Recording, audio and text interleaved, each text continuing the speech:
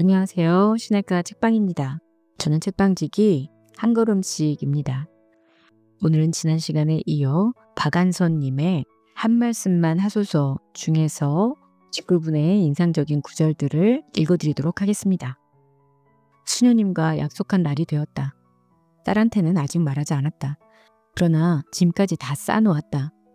변비약을 끊어보려고 애쓰고 있는 중이라 속이 가슴까지 차오른 느낌이지만 아침엔 처음으로 된 밥을 달라고 해서 딸 보는 앞에서 여발한 듯이 반 공기가량 거뜬히 먹어치웠다. 그 애가 애미를 자기만 돌볼 수 있다고 생각하는 중요한 까닭은 바로 식사 문제였기 때문이다. 이제 무엇이든지 먹을 수 있다는 것을 보여주고 나서 오늘 수녀원에 들어가겠노라고 단호하게 말했다.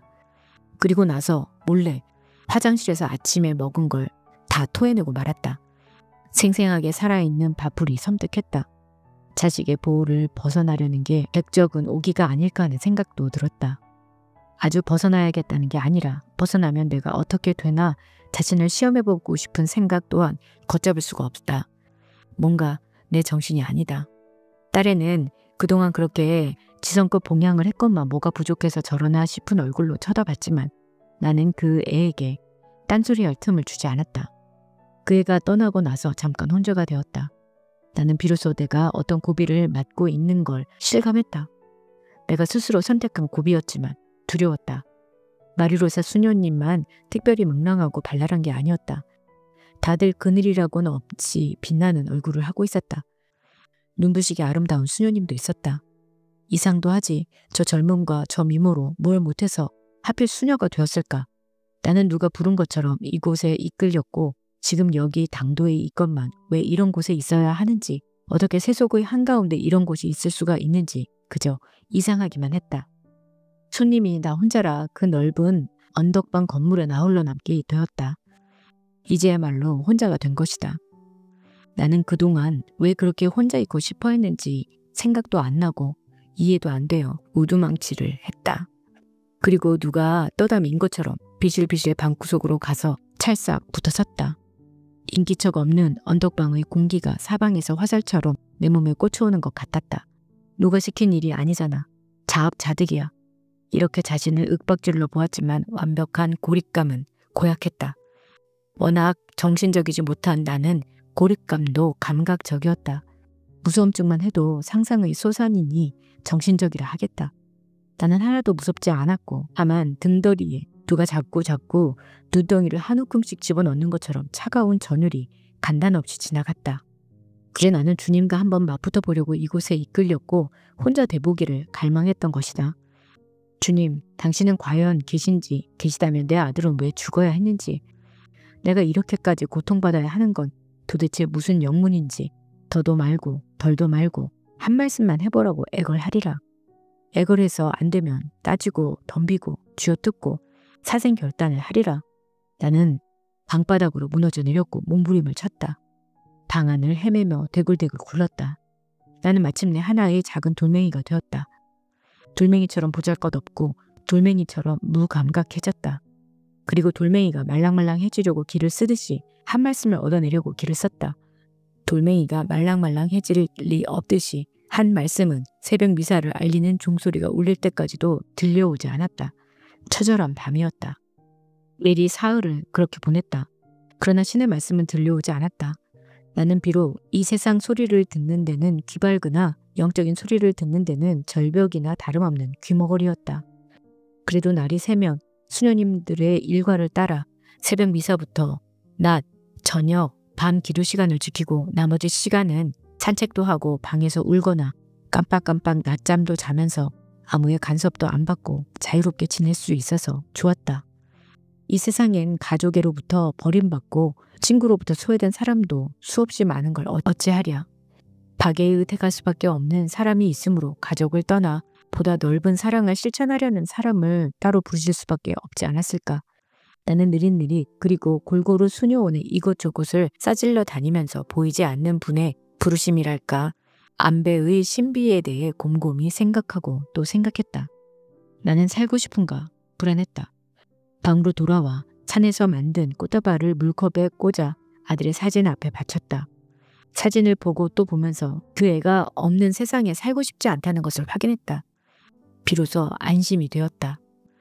나는 울며불며 내 미칠 듯한 고통을 하소연하기 시작했다. 내 방에서 혼자 뒹굴며 신에게 퍼부었던 포악과 별로 다르지 않은 푸념이었다. 나는 열심히 단란한 가정을 이루며 살아왔다. 아이들을 건강하고 바르게 잘 길렀고 깊이 사랑했다. 남에게 해를 끼친 일도 없고 마음의 상처가 될 짓도 안 하려고 노력하며 살아왔다. 나는 아무리 생각해도 이런 벌을 받을 까닭이 없다. 고약하고 못된 사람도 자식을 앞세우는 벌은 좀처럼 안 받던데 이게 무슨 처사냐. 억울하고 원통하다. 요약하면 그런 얘기였다. 나는 마치 귀중품을 훔쳐간 소매치기를 고발하듯이 열렬하게 악다구니를 치며 수녀님에게 하느님을 고발하고 있었다. 부당하게 빼앗긴 건 감정까지 돌려받는 것 외에 달리 위로의 여지가 있을 수 없었다. 얼마나 어처구니가 없었을까마는 수녀님은 참을성 있게 내가 제 불에 지쳐서 그 집요한 행복의 반추를 그만둘 때까지 다 들어주고 나서 말했다. 세상 만물 중 단 한 가지라도 불완전하게 만든 것이 없는 창조주가 어떻게 당신을 닮게 존엄하게 만든 인간의 문제를 불완전하게 내버려 두겠는가. 불공평하다고 생각하는 것은 복잡한 삶의 방정식이 아직 풀리지 않았기 때문이다. 풀리지 않은 방정식은 불완전한 거고 반드시 해답이 있을 것이다. 방정식을 풀기 위해서라도 내세는 있지 않겠느냐는 것이 수녀님의 대답의 요지였다. 저녁 후에도 혼자 내 방에 틀어박히지 않고 그 아가씨들과 어울렸다. 아가씨들은 내일 떠난다고 했다. 아가씨들과 친구인 예비 수녀님들 몇 명이서 잠시 짬을 내어 주전부리거리를 마련해가지고 언덕방으로 와서 큰 방에 모여 텔레비전을 보며 회포를 풀었다. 그중 어린 수녀님이 속세의 친구들에게 하는 소리가 문득 내 관심을 끌었다. 수녀원에 들어오기 전 얘기였다. 남동생이 어찌나 고약하게 구는지 집안이 편할 날이 없었다고 한다. 왜 하필 내 동생이 저래야 되나. 비관도 되고 원망스럽기도 하다가 어느 날 문득 세상엔 속 썩이는 젊은이가 얼마든지 있다. 내 동생이라고 해서 그래서는 안 되란 법이 있나. 내가 뭐간데 라고 생각을 고쳐먹고 그 사실을 받아들이니 한결 마음이 가벼워지고 동생과의 관계도 호전이 되더라고 했다. 왜 내 동생이 저래야 되나 와 왜 내 동생이 저러면 안 되나는 간발의 차이 같지만 실은 사고의 대전환이 아닌가.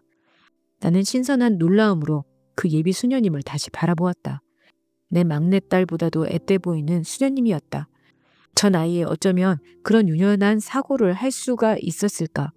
내가 만약 왜 하필 내 아들을 데려갔을까라는 집요한 질문과 원한을 내 아들이라고 해서 데려가지 말란 법이 어디 있나로 고쳐먹을 수만 있다면, 그럴 수만 있다면 구원의 실마리가 바로 거기 있을 것 같았다. 어려서 무서운 꿈을 꾸다가 흐느끼며 깨어난 적이 있었다. 꿈이었다는 걸 알고 안심하고 다시 잠들려면 옆에서 어머니가 부드러운 목소리로 말씀하셨다. 얘야, 돌아 눕거라. 그래야 다시 못된 꿈을 안 꾼단다. 돌아 누움, 뒤집어 생각하기, 사고의 전환, 바로 그거였어. 앞으로 노력하고 힘써야 할 지표가 생긴 기분이었다. 나는 내 속에 생긴 희미한 희망 같은 것을 보듬어 안고 그들이 헤어지기 전에 먼저 내 방으로 돌아왔다. 그러나 막상 혼자가 되고 나니 그게 아니었다.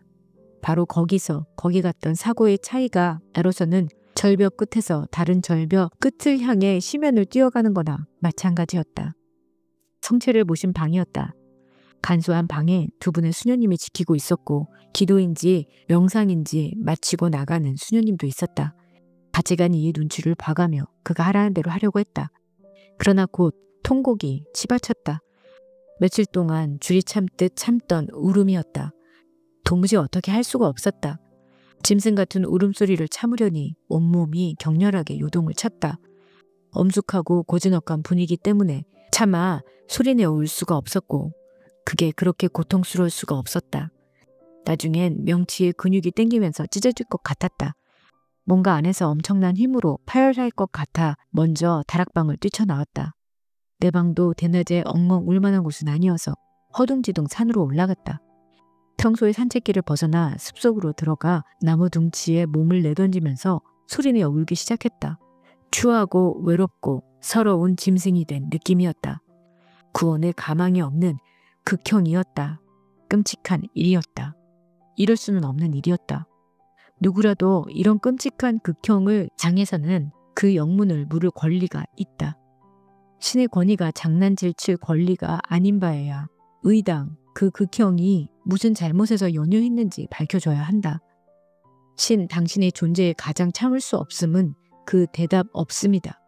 한 번도 그 목소리나 모습을 드러내지 않고도 인간으로 하여금 당신을 있는 것처럼 느끼고 부르고 매달리게 하는 그 이상하고 음흉한 힘이다. 영원히 순화될 것 같지 않은 원색적인 포악이 거침없이 치밀었다. 언제나 그렇듯이 신의 문제는 나는 무엇일까 하는 나의 내면 응시로 귀착되고 만다. 그 애를 잃고도 죽지 못하고 살아가야 할 앞날이 얼마나 치욕스러우리라는 것을 눈에 보이는 듯 했다. 나는 걸어지만도 못하게 헐벗은 마음으로 오래도록 바다가 보이는 벤치에 앉아 있었다. 그 애가 이 세상에 없어진 후 이렇게까지 수치스럽고 피폐한 심정이 되어보긴 처음인 것 같았다. 이곳을 떠나기로 속으로 정해놓고 있는 날도 얼마 남지 않았다. 수녀가 될 수 없는 바에야 칠속으로 들어갈 준비를 할 수밖에 없는 것은 내 최소한의 염치였다. 그러나 지금 같아서는 도무지 그럴 엄두가 날 것 같지 않았다. 세상 사람들이 다 내 고통을 입초사에 울림으로써 자신의 고통을 위로받고 내 불행을 양념 삼아 자신의 행복을 더욱 맛있게 음미하고자 대기하고 있을 것 같은 망상의 망상이 꼬리를 물었다. 나 또한 더할 나위 없이 행복했을 적에도 남의 불행에 접했을 때 마음 아파하기에 앞서 내 행복을 재확인하며 대견해하기 급급하지 않았던가. 어쩌다 내가 이렇게 되었을까. 세상으로 돌아갈 일은 두려웠고 나에겐 죽음보다 무서운 고통이 타인에겐 단지 흥미나 위안거리밖에 안 되는 인간관계가 무서워서 떨고 있었다. 하느님이 인간을 당신 모상대로 지어내셨다는 말씀이 믿기지 않았다. 그런 인간이 어떻게 그다지도 잔인하고 천박할 수가 있단 말인가. 마침내 가슴에 걸린 빗장이 부러지는 것처럼 격렬한 통증이 오면서 점심 먹은 걸 고스란히 토해냈다. 복통이 없어지자 내 존재도 소멸한 것 같았다. 완벽한 평화였다. 고통도 남아있지 않았지만 기운도 남아있지 않았다. 나는 변기의 가장자리를 양손으로 짚고 무릎 꿇은 자세로 꼼짝할 수가 없었고 아무 생각도 할 수가 없었다. 얼마만이었을까. 한 생각이 떠올랐다. 텅 빈 머리에 갑자기 떠오른 생각이어서인지 그건 내 머리에서 나온 생각이라기보다는 계시 같은 느낌이 들 정도였다. 미사 시간에도 기도 시간에도 산책하면서도 긴긴 밤 잠 못 이루면서도 신에 대한 내 물음은 딱 한 가지였다. 도대체 내가 무엇을 그리 크게 잘못했기에 이런 무서운 벌을 받아야 하느냐는 질문이라기보다는 포악이요 항의였다. 그러니까 내가 신의 부당함을 항의하고 내가 억울하다고 주장할 수 있는 유일한 근거는 나는 그닥 죄가 없다는 것이었다. 내가 죄가 있다면 어디 말해 보시지 하는 신에 대한 일종의 시험이었다. 십자가 밑에서 밤새도록 몸부림치며 구해도 얻어낼 수 없었던 응답이 하필 변기 앞에 무릎 꿇고 앉았을 때 들려올 게 뭐였을까. 그때 계시처럼 떠오른 나의 죄는 이러했다. 나는 남에게 뭘 준 적이 없었다. 물질도 사랑도. 내가 아낌없이 물질과 사랑을 나눈 범위는 가족과 친척 중에 극히 일부와 소수의 친구에 국한돼 있었다. 그 밖에 이웃이라 부를 수 있는 타인에게 나는 철저하게 무관심했다. 윗손으로 사랑한 척한 적조차 없었다. 물론 남을 해친 적도 없다고 여기고 있었다. 모르고 잘못한 적은 있을지도 모르지만 의식하고 남에게 악을 행한 적이 없다는 자신감이 내가 신에게도 겁먹지 않고 당당하게 대들 수 있는 유일한 도덕적 근거였다.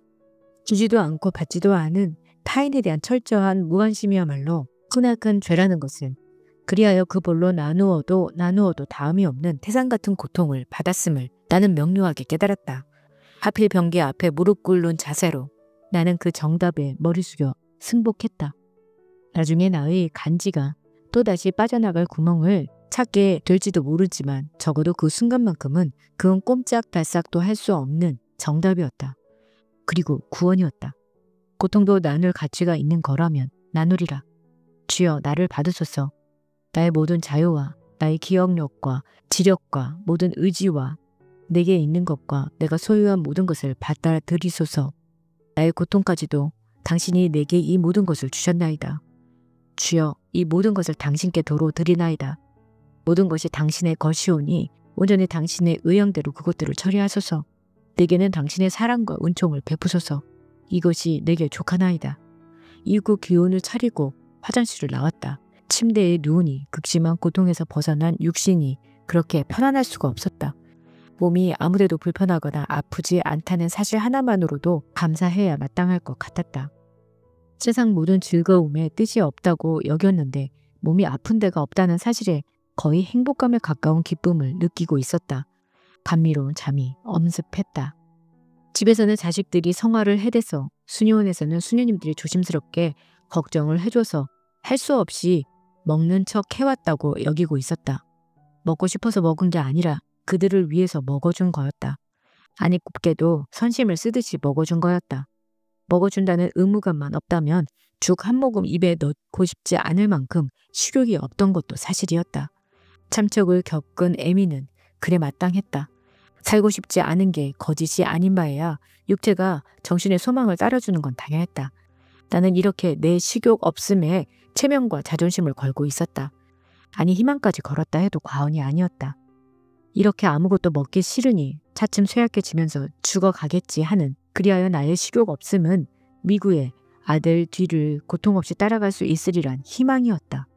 지금은 남을 위해 먹어주는 게 아니라 내가 먹고 싶어서 먹고 있다는 자의식이 나를 한없이 부끄럽고 참담하게 했다. 싫은 사람과 마주 앉아 커피만 마셔도 속이 거북하던 내 육신이 아니던가. 이렇게 정신과 밀접하고도 예민하게 맞물려 있던 육신의 이 뜻하지 않은 반란을 어떻게 받아들여야 한단 말인가. 비빔밥을 꿀같이 달게 먹고 내 방으로 도망치듯 돌아온 나는 나에게 따지듯이 물었다. 너는 이제 살고 싶으냐고. 아니야, 절대로 아니야 라고 나는 강하게 부인했다. 그러나 저녁기도 시간이 가까워지자 나는 다시 배가 고팠고 주님을 만나기 위해서라도, 하루를 반성하기 위해서도 아닌 단지 식욕을 채우기 위해 허위허위 식당으로 가는 언덕길을 올라갔다. 양을 자제했기 때문에 더욱 맛있는 저녁을 먹고 내려오면서 나는 내 육신과 정신의 분열이 한없이 창피하고 슬퍼서 몸둘 바를 몰랐다. 할 수 있는 말은 다만 주여 나를 불쌍히 여기소서. 떠나기 전날 밤에는 수련 중인 예비 수녀님들이 나를 위해 과분한 송별 모임을 베풀어 주었다. 아마 마리로사 수녀님이 그런 모임을 꾸몄을 것이다. 젊고 예쁜 예비 수녀님들은 노래도 잘하고 춤도 잘 추고 말도 잘하고 웃기도 잘했다. 세속적인 욕망이 쏙 빠져버린 청빈과 극기와 봉사의 열망만이 한창 고조된 젊은 수녀님들의 명랑함은 자연의 명랑한 만큼이나 순수하고 감동적이었다. 나는 실로 오래간만에 소리내어 웃기도 하고 간간히 질금질금 울기도 했다. 앞으로 내 아들이 없는 세상에 나가서 시도해야 할 홀로서기가 한결 덜 두렵게 여겨졌다. 그래, 나에겐 딸들이 넷이나 되지 않나. 그 애들이 내 홀로서기를 힘껏 도와주리라. 나는 그동안 딸들 생각을 너무 안 했다. 어쩌면 피해왔는지도 모른다. 외아들을 잃었다는 무서운 사실을 차마 받아들이기 어려웠을 때, 만일 딸들 중의 하나를 잃었다면 이렇게까지 비참할지는 않았을지도 모른다는 생각이 문득문득 치밀려고 했었다. 사람의 수요가 모래알처럼 흔하다고 해도 각자에겐 이례적이고 고유한 목숨을 바꿔치기 한다는 것은 울물이 가상일지라도 절대로 해서는 안 될 생각이었다. 설사 재앙을 위해서라도 노예가 그의 생명을 바꿔치기 당하지 않을 권리가 있거늘 하물며 가진 자식을 놓고 그런 생각을 한다는 것은 얼마나 하늘 무서운 짓인가. 또한 아들과 딸을 조금도 차별하지 않고 주시는 대로 받아 소중하게 키워왔다는 나의 애미로서의 자부심에도 크게 어긋나는 짓이었다. 나는 무서워서 피하던 생각과 이제 두려움 없이 직면할 수 있을 것 같았다. 내가 잃은 게 아들이 아니라 딸이었다 해도 애통이 조금이라도 덜하진 않았겠지만 남들이 나를 덜 불쌍히 여기리라는 것만은 확실했다. 그래, 그건 인정하자. 그러나 내가 나를 아들, 딸에 의해 더 불쌍해하거나 덜 불쌍해하지는 말자. 어디선지 모르게 그런 자신이랄까 용기 같은 게 생겼다. 수녀님들 덕이었다. 성묘연에 나와준 수녀님들 중에는 조 테레사 수녀도 끼어 있었다.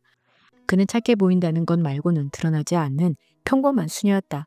그러나 나에게는 특별한 수녀였다.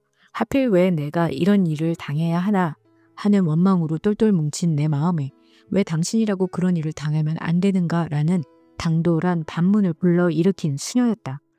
그는 알까? 그가 무심히 던진 한마디가 내 딱딱한 마음에 일으킨 최초의 균열에 대해. 그 무렵 여행사에서 미국 비자를 찾아가라는 연락이 왔다. 미국 가 있는 막내를 보러 가려고 아들을 잃기 전에 신청해놓고 면접도 끝낸 비자였다. 궁하면 통한다더니 더는 참을 수 없을 것 같은 고통의 나날로부터 빠져나갈 구멍이 호련히 트인 것처럼 느껴졌다. 그래, 아는 얼굴 만나는 게 그렇게도 싫으면 아는 얼굴이 없는 고장으로 가버리면 그만 아닌가. 내 서름, 내 고통의 외일 일들은 다 이렇게 쉽고 간단히 여겨졌다. 떠날 날을 정해놓자 딸이 본당 신부님께 인사나 여쭙고 떠나라고 귀뜸을 해주었다. 아들의 장례 때 그 어른의 도움을 많이 받았었노라고 했다. 사제관 응접실에서 신부님을 뵙고 긴 위로의 말씀을 들었으나 자식도 낳아보지 않은 분이 내 마음을 어찌할까 싶어 그저 괴로운 마음으로 경청했다. 그러다가 탁자 위에 놓인 백자 필통이 눈에 띄었다. 거기 쓰인 밥이 되어라 라는 글귀 때문이었다. 신부님이 손수 쓰신 건지 아니면 어떤 주교님이나 추리경님이 쓰신 건지 그건 분명치 않았다. 누가 썼건 실상 그건 그닥 중요하지 않았다. 밥이 되어라. 밥이 되어라를 입속으로 되뇌면서 나는 분도 수녀원에서 맡은 이 세상에서 가장 맛있는 밥 냄새를 떠올렸고 어쩌면 주님이 그때 나에게 밥이 되어 오셨던 건 아닐까 싶은 생각이 났다. 그때 나는 몇 날 며칠을 밤이나 낮이나 주님을 찾아 대들고 몸부림쳤었다. 내가 왜 이런 고통을 받아야 하나 한 말씀만 하시라고 애걸복걸도 해보았다. 그러나 주님은 끝내 아무 말씀도 안 하셨다. 어쩌면 나직하고 그윽하게 뭐라고 하셨을지도 모른다는 생각이 늦게 난 철처럼 슬며시 왔다. 그래 분명히 뭐라고 그러셨을 거야. 다만 내 귀가 독성과 아집으로 꽉 막혀 못 알아들었을 뿐 것을. 하도 답답해서 몸소 밥이 되어 찾아오셨던 거야. 우선 먹고 살아라 하는 응답으로. 그렇지 않고서 그 지경에서 밥냄새와 밥맛이 그렇게 감미로울 수는 없는 일이었다. 미국으로 떠나면서 아이들에게 겨울이나 나고 오겠다고 말했지만 내 속셈은 내 감정이 독립할 수 있을 때까지였다. 나에게 가장 시급한 건 감정의 독립이었지만 그 시기는 기약이 없었다. 미국에 와 자연으로부터 받은 위안처럼 편안한 것도 없었다. 그러나 그 밖에는 미국적인 구경은 조금도 재미있지 않았다. 집안에는 큰 불행이 닥친 걸 미국 땅에서 소식만 듣고 가족과 함께 하지 못한 막내의 고통도 컸으련만 그 애는 다만 동참하지 못한 것이 죄스럽게 여겨 너무 잘해주려고 애쓰는 것 같았다. 어디든지 끌고 다니려고만 했다. 온종일 달려 밤중에 산중 오두막에 도착해서 하룻밤을 자고 새벽에 일어나 거대한 자연에 접하고 다시 온종일 달려 집으로 돌아온 적도 있었다. 그래 밭대자 캘리포니아도 못 벗어났단 소리를 듣고 이놈의 땅덩어리가 과연 크긴 크구나 싶을 뿐 아무런 감흥도 일지 않았다. 나는 오후가 되자 다리의 피로보다 사람의 치인 신경의 피로가 견딜 수 없어졌다. 노천 식당에 가까스로 자리를 하나 차지하고 나서 딸과 사위는 먹을 것과 음료를 파는데 줄 서러 가고 나는 손녀를 데리고 앉았는데 또 그 절박한 외로움이 목구멍까지 차 올랐다. 그리고 내가 참을 수 없어 하는 게 무엇이라는 걸 어렴풋이 깨달았다. 그건 말 못 알아들음이었다. 내 나라에서건 남의 나라에서건 사람 모이는데 가면 들리는 건 사람들의 말소리라는 것은 두말할 것도 없다. 구대여 남의 말을 엿들으려고 노력을 안 해도 내 나라에서 들리는 건 당연히 내 나라 말이고 어려서부터 들려온 내 나라의 말의 리듬엔 공기처럼 의식할 필요 없이 나를 편안하게 받쳐주는 정다움이 있었다. 그러나 거긴 남의 나라였다. 신경을 곤두세워도 한두 마디 알아들을까 말까 한 것도 괴로웠지만 무엇보다도 견딜 수 없는 것은 그 이질적인 리듬이었다. 그 이질감은 여기는 내가 놀 물이 아니라는 소외감을 끊임없이 일깨워주고 있었다. 그때 나는 생각했다. 만약 어떤 피치 못할 운명이 나를 이 땅에 죽을 때까지 묶어두는 일이 생긴다면 생전 호강을 보장해준다 해도 아들을 잃은 고통 다음가는 고통이 되리라고.